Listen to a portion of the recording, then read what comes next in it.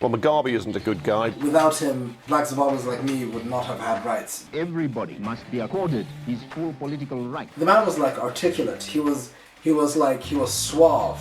We are not gays. The horror stories are ridiculous, and this is all happening in the 80s. Blair, keep your England and let me keep my Zimbabwe. I think he was terrible. I just think he was terrible.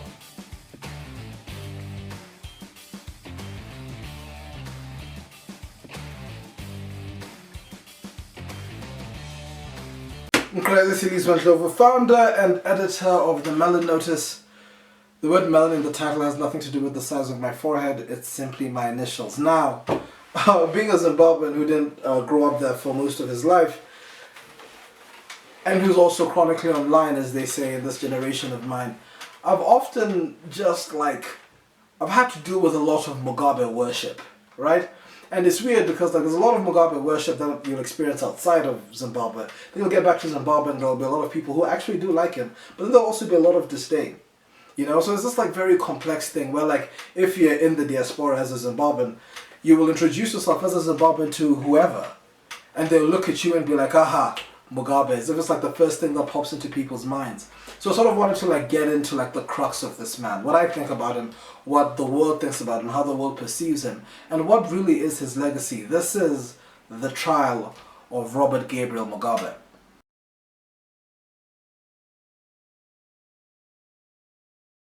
So, right, the man was born in southern Rhodesia about 102 years ago. And could I just say, the man looks like he was indeed ordained from a very young age, and the reason why I say this is because, he starts his schooling, and eventually he ends up at the exact same school that my grandfather, who just turned 95 years old, went to himself.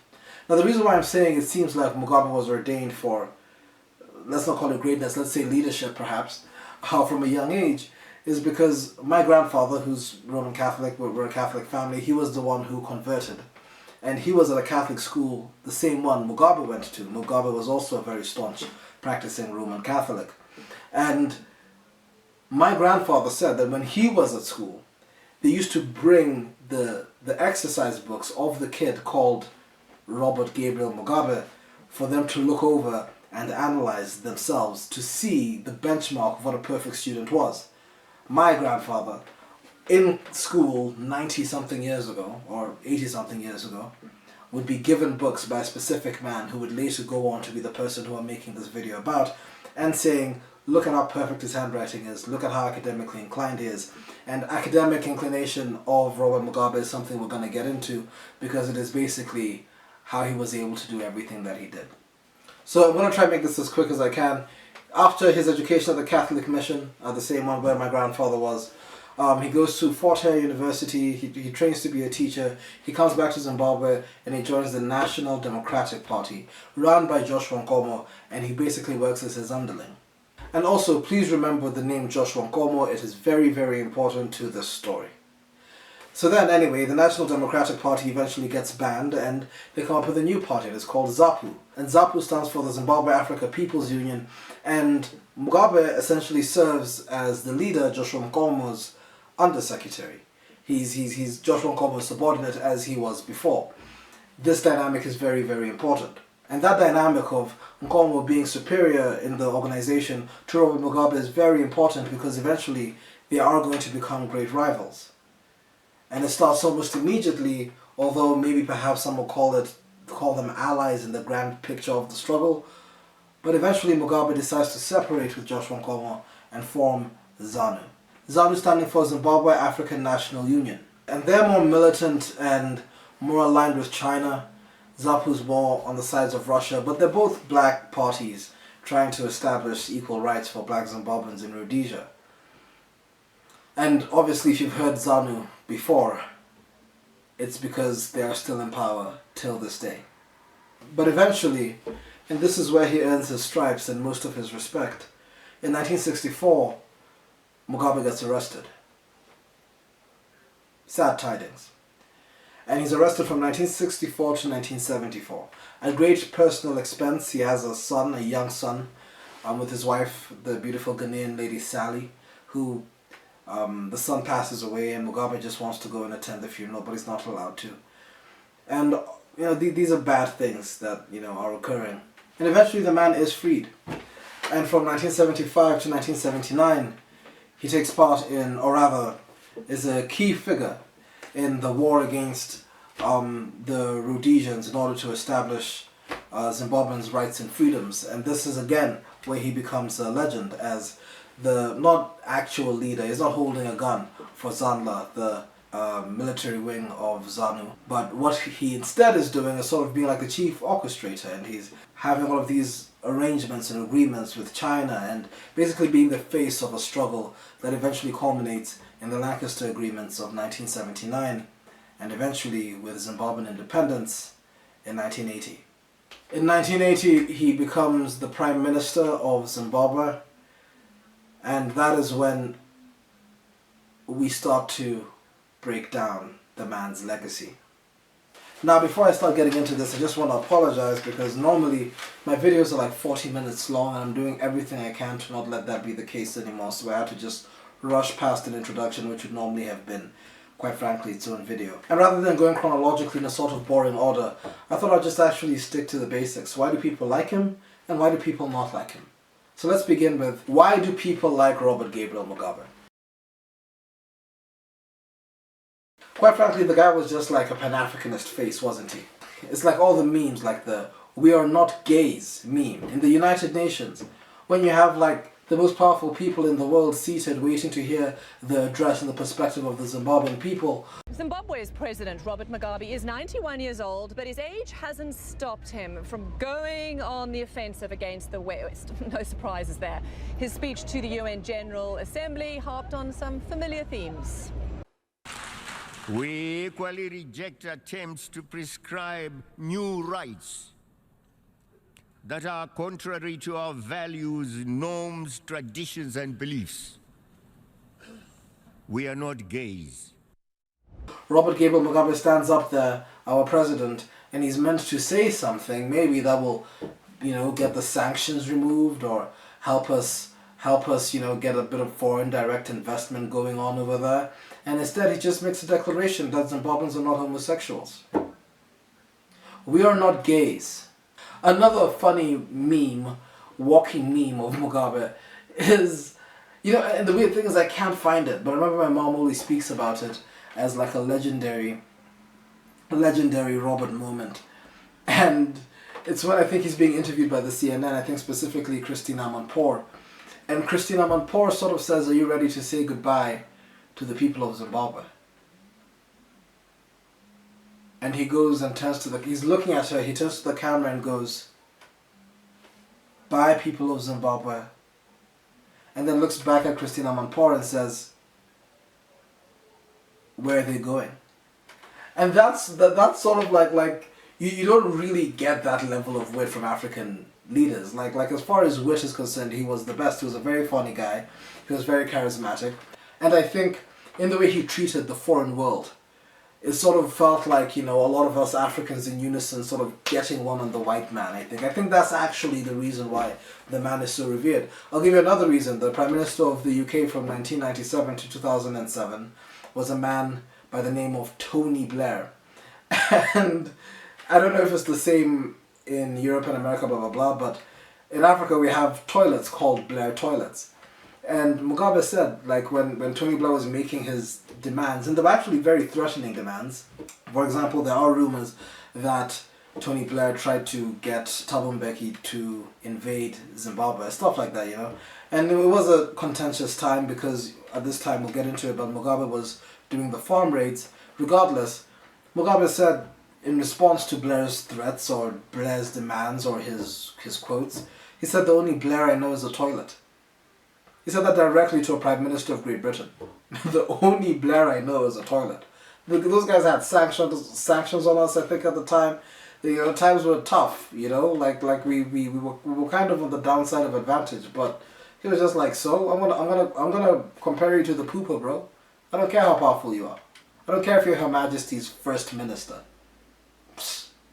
Like, I'll also put a bunch of quotes, Mugabeisms on the, maybe even right now as I'm speaking, so you can just see what he was all about.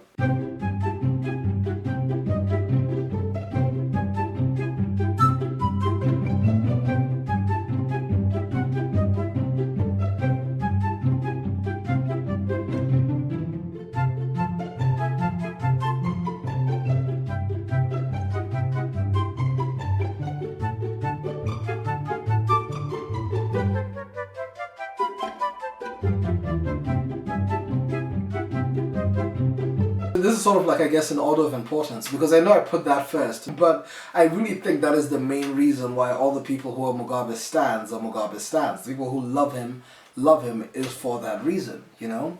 But then there's also the more serious reasons. In truth, like it or not, he is a liberation hero. Without him, people like black Zimbabweans like me would not have had rights, regardless of the way things ended. It's something that we just have to accept.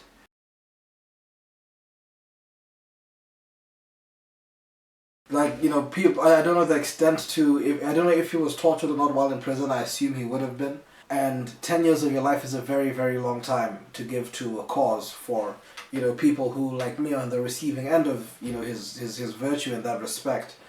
And that's something that everyone is always just going to, like, give a nod to and say that's okay. And it doesn't really matter what African leader you're talking about, or the flaws of your liberation heroes, you know? Like, Americans know Thomas Jefferson was out here owning slaves, and so was George Washington and all those other guys. But they're like, they fought for our freedom, you know? So that will always matter. That will always mean something in some way, shape, or form. The sacrifice of him losing his kid and not being able to be there, if his kid would have died if he wasn't doing the fighting, those are all admirable traits that that young man once had, regardless of the man he turned into. But people forget, and this is number 3 why the man is so loved. People forget how nice he was. Now this is a young Robert Mugabe speaking in Salisbury, when it was like really, really young. Everybody must be accorded his full political rights, whether he be white or black, educated or uneducated, rich or poor. And this is exactly why we are at the moment struggling to earn for our people one man, one vote. The man was like articulate. He was suave, you know? Like, people have this idea that all of us Zimbabweans have like a, you know, weird form of diction, and, you know, the whole "it's giving Zimbabwe" meme, but stuff like that. But like, when Mugabe was your president, you could sort of be like, "Yo, bro, do you want your president to debate mine?" And like what's gonna happen over there, you know? He was very educated. He presented well. He was a good representative for the African continent and for the Zimbabwean people. Because remember, he was also the head of the African Union, not just the president of Zimbabwe. And for all the misdeeds he may have committed later on in his presidential appointment, not many people, African leaders, sort of gave him backlash. He was respected and carried this aura and this presence, and the French call it je ne sais quoi. The man just had what he had.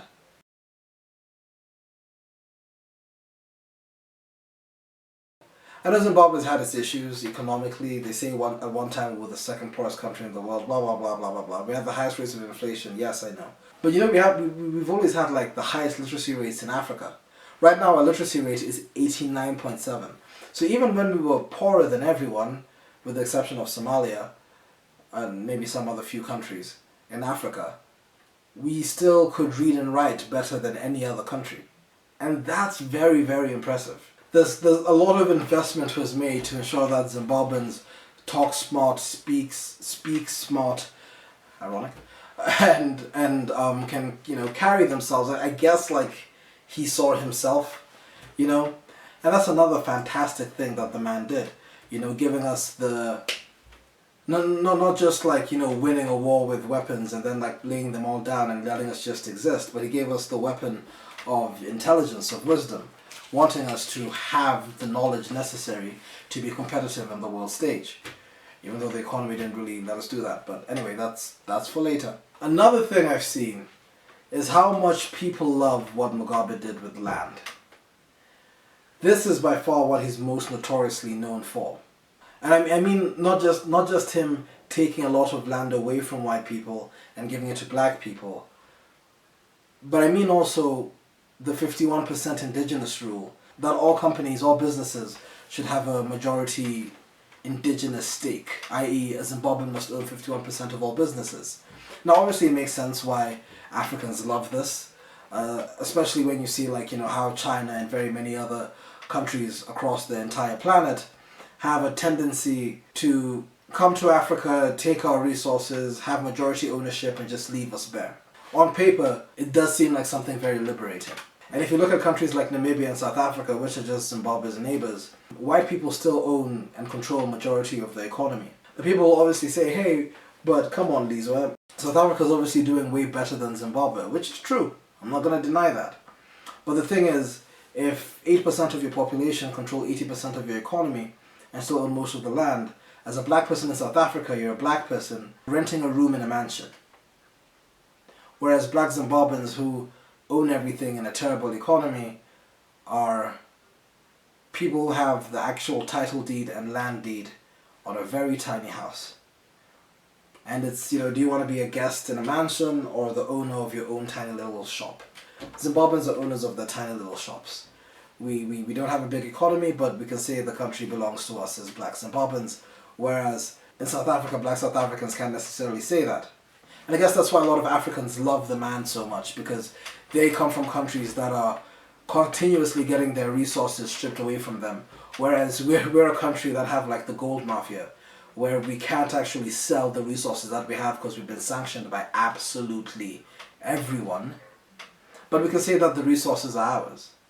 It sort of seems like, I guess, foreign entities will allow your resources to be sold back to them and to everyone if they have that controlling stake. But once you say that everything is ours, you get hit with the sanctions. And the envious nature of Africans looking at that and wishing that, their president took a similar stand. It's happening with Traore in Burkina Faso. There is some movement on that respect. But that's another reason. His economic perspective, that sort of always put the African first. That gave Africans land, that gave Africans the ability to be self-determined, even though it came at the expense of us not being able to have any determination. And I think that's why the man was loved so much. That was his aura, his essence. He was a funny guy who put the African first and sort of just was spitting in the face of the white man. That was the love for him. These were the reasons for the love for him. Now let's get to why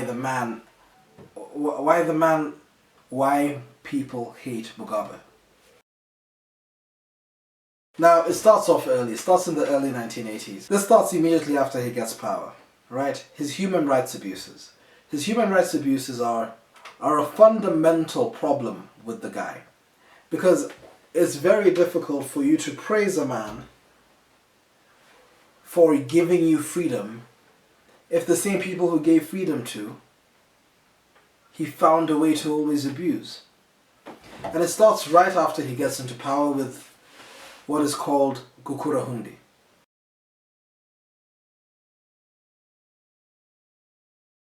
Gukurahundi means the early rain that washes away the chaff before the spring rains. And what has effectively happened here, not to get into intense specifics, but dissidents were apparently in the Matabeleland region wreaking havoc.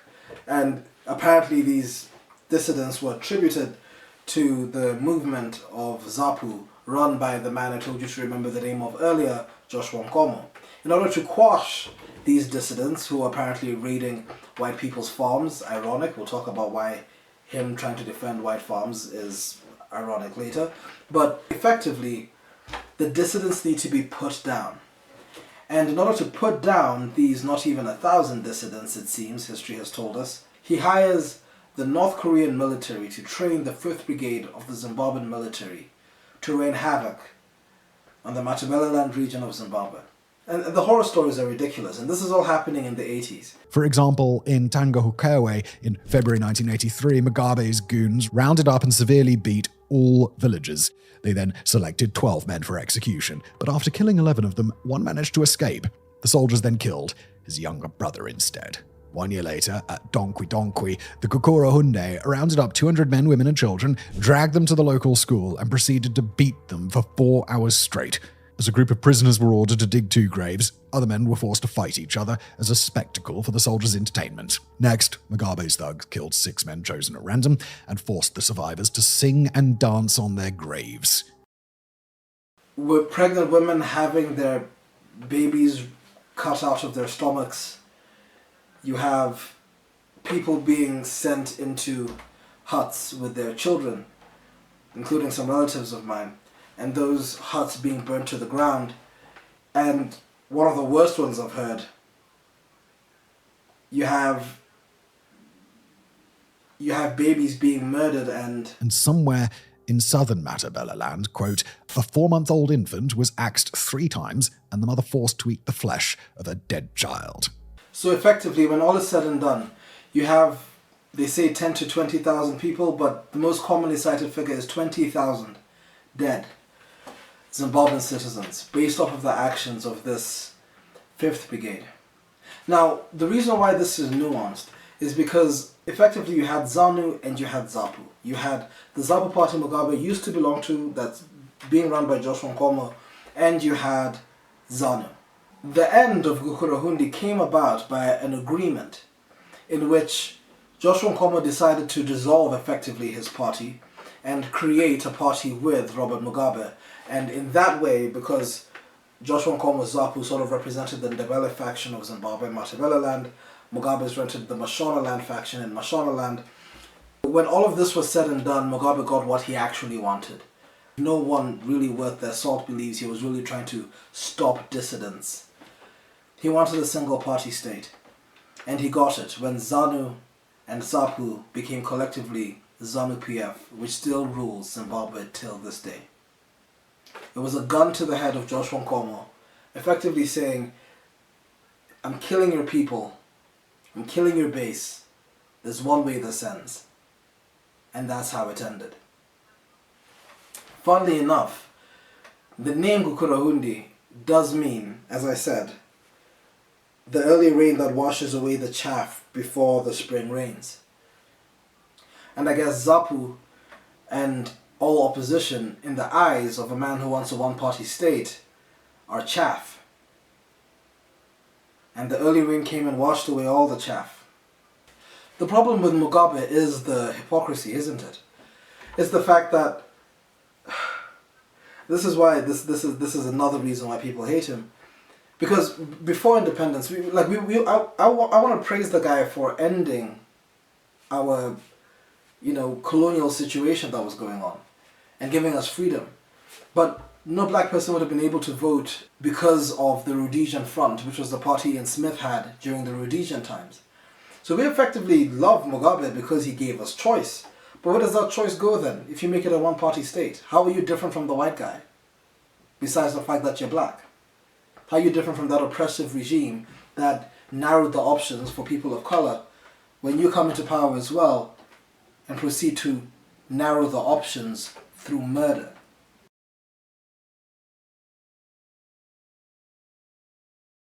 And another reason why he wasn't loved was, it's sort of the same thing, the breaking of these promises. A lot of liberation heroes didn't get what they were promised. Like as I said, Mugabe was sort of like the orchestrator. You had people like Tongogara who were like actually out there doing the fighting. But then someone like good old Gabriel was Zanla, yes, but more like the political face of the movement.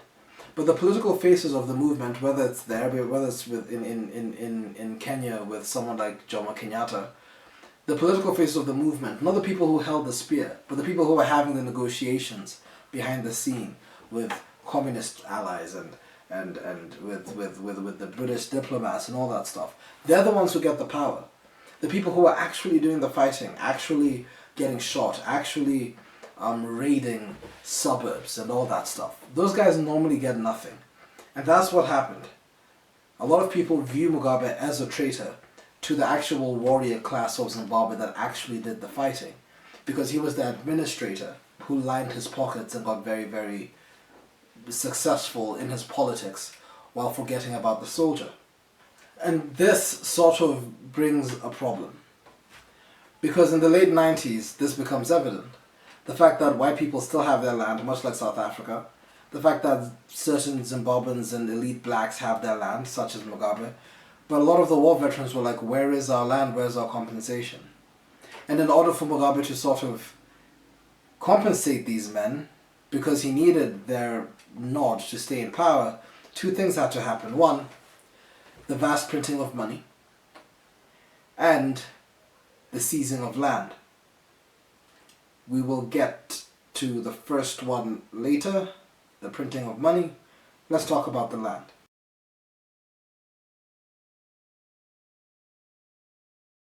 This is considered Mugabe's second large-scale direct attack on the demographic of Zimbabweans in regards to human rights abuses. Gukurahundi was towards Ndebele people, and this was against the white population. Now people are going to say, come on, Beesman, let's be serious. We're Africans, we're Pan-Africanists. Take the land away from the white people, give it to the blacks. Pan-Africanism 101. I disagree. I know. Boo. But here's the thing. I don't want land to go away from white people because they're white. I don't care if you're a white person with a farm. I do, however, think that there should be leeway if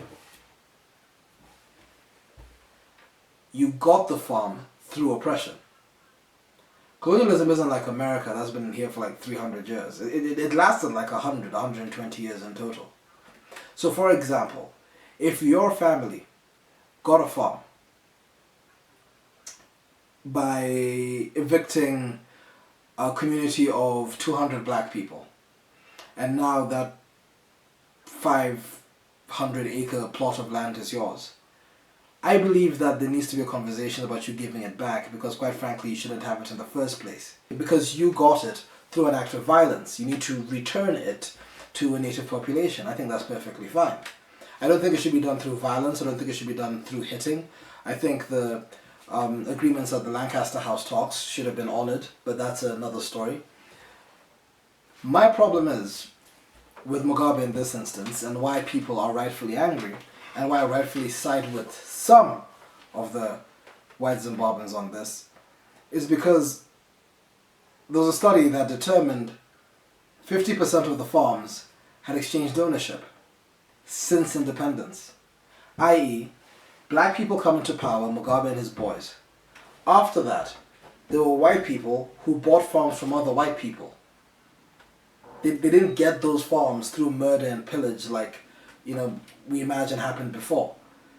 They got those farms by looking at the price of a sign that says for sale and buying it. And any person of any race could have been able to buy it. We assume, obviously maybe the sellers could have been biased. But yet still constitutionally, that could have happened. Because that's what we're talking about here. We're talking about the government. So, if a person flies in from Australia, I'm using an example of a lady who I actually met once. A lady flies in from Australia, says she wants to invest in a country. The government is like, great, we want foreign direct investment.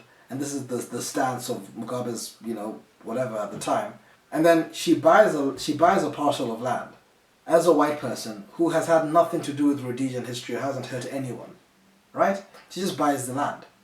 For her to then lose the land and lose the land through violence, which is what happened very often, is a completely different thing. And it's a scapegoat. Because I feel there's nobility in saying that if you harmed black people to get the land, give back the land. But then you can't use my race or the Zimbabwean black people's struggle as a scapegoat for violence. And then saying, let's just take land away from any white person, regardless about how they got it. And then if anyone questions why we're beating up this white family and sending them away, we'll just say colonialism, black unity.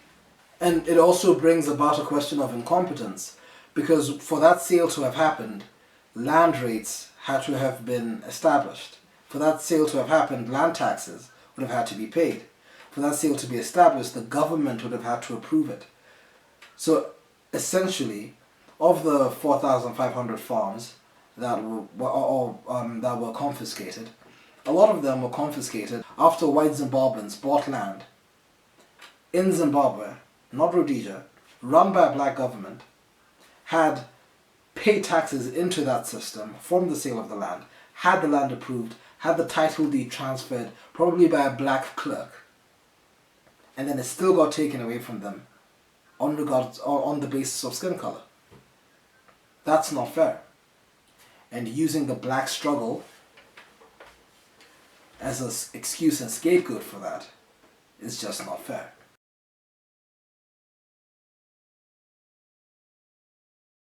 Now, I wanna bring a caveat, because yes, white people were tortured and stuff happened. But for these actions, Mugabe got a lot of sanctions. And this isn't me making excuses for him, but we did get a lot of sanctions as Zimbabweans. England and America sort of flipped out. And I found it hilarious that they did. Why? Because, as a Ndebele person, when 20,000 of us were murdered and butchered, England responded by knighting Mugabe. Gukurahundi, the massacre, happened in the 1980s, and they gave him a knighthood in 1994. Zimbabwe was part of the Commonwealth, so the Queen can knight anyone from the Commonwealth. The European basis for hate, or however they judge African leaders, is a pointless one. You can't tell me the death of 20,000 black people deserves a knighthood, but the forced eviction of 4,500 white farms deserves, what's it been, 25 years of sanctions and starvation? Just to show you, the way Mugabe is perceived is straight. I know that was a weird tangent to take. I'm not getting emotional, don't worry. I'm just saying, the trial of Robert Mugabe is a very interesting one, because how does the world view him?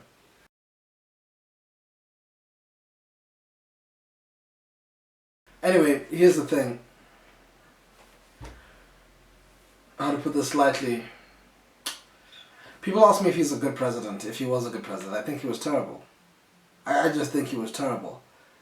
The people forget, Zimbabwe was called the breadbasket of Africa. And people say, oh, it was Rhodesia. Yeah, true. But also Zimbabwe for a very fine amount of time. The breadbasket of Africa. We produce so much with so much ease. Exporting oranges to Spain. That's always my favorite story. I had an old guy sort of tell me that. We used to export oranges to Spain, young man, you know? And eventually in 2008 we became the laughingstock of the world. At that point, not since Christ said, let there be light, had there been a higher rate of inflation than in Zimbabwe. We had a monthly inflation at one point of 79.6 billion%. We had a daily inflation of 98%, meaning that effectively everything would double every single day. The worst story for me isn't just like the empty aisles, but it was the fact that like there were times when you could only get the price at the counter, because you go in there and let's say bread is, I'm not even exaggerating, 3 billion. By the time you get to the front of the counter, it may be 6 billion. And what do you do then? You can't work on the 3 billion price. These are new times. And when Mugabe got the country, and in the early stages, the Zimbabwean economy was second only to the pound. It was stronger than the dollar. We went from the second strongest in the world to the weakest of all time. Not even in the space of 30 years. And I just don't see how a person can end up like that, and people want to still make excuses for any shred of competence. And I know people will say the sanctions. Things started going bad in the 90s before the sanctions, number one. Number two, Rhodesia, that country, dealt with way worse sanctions than Zimbabwe did. By the way, just saying, I know it sounds like I'm making excuses for a white supremacist state. As you can tell by my rhetoric, I cannot stand that country, Rhodesia. But I'm just saying, even in the face of the sanctions that they had, they were like importing oil tankers from like Argentina. Literally, there's a book called Anatomy of a Rebel about Ian Smith and how he held Zimbabwe together, held Rhodesia together during that time. It's very, very ridiculous books by a guy called Peter Joyce. Check it out. Anyway, regardless, they dealt with sanctions as well. Apartheid South Africa dealt with sanctions as well. Sanctions happen without total haywire. And our sanctions were not of the nature that your country should collapse entirely. A lot of them are actually more directly towards members of, Mugabe's establishment. The reason, on top of the sanctions, which was a valid reason, I will admit, was because we printed so much money. The hyperinflation just became basically impossible, and Mugabe was behind this. And further, when the lands were taken away, they didn't go to the war veterans. The land didn't even go to young agricultural graduates from the University of Zimbabwe who could farm for us. It didn't go to the young Zimbabwean entrepreneur who has an idea on how he's going to lease a harvester and get a lot of corn for the Zimbabwean economy and maize meal and millet meal or whatever. That's not what happened at all. The reason the country collapsed the way it did was because we printed money to give to war veterans and collectively at the same time gave our biggest resource, agriculture, to incompetent men who don't know what they're doing, who didn't know what they're doing. And lastly, the reason why people don't like Mugabe was just because Zimbabwe was hard, man. You're living there. You couldn't say whatever you wanted. It wasn't the easiest to just like mouth off. It was like, be very careful. I once had this guy threaten some dude because his dad was like important, and he looked at another guy and said, don't play with me, you'll disappear. Those were weird things that were going on. There was also the question of if he was actually winning those elections. No one believes he won all those elections when he was late in his 80s, in his 90s, going against Chamisa, going against Morgan, Sangirai, all of these guys. He just turned what was the greatest country in the world into a complete joke. And the real reason I'm making this video is I just feel there's so many excuses people make for the man. But like, what are we doing? Do we have to be living the way we live?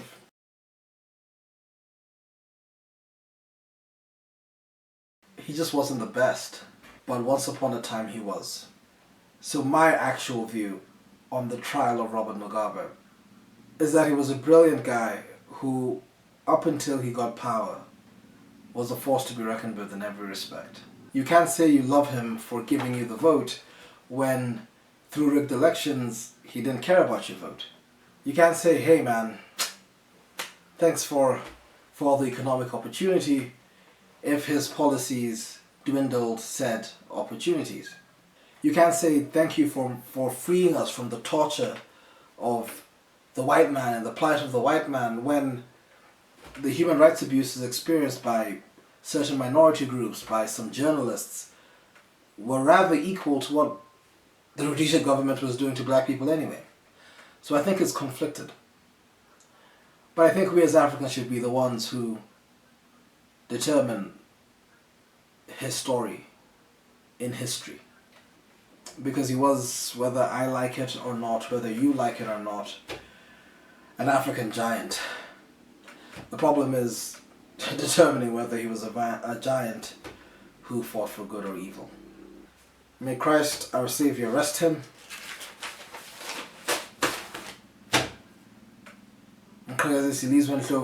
Founder and editor of the Melon Notice. The word melon in the title has nothing to do with the size of my forehead. It is simply my initials.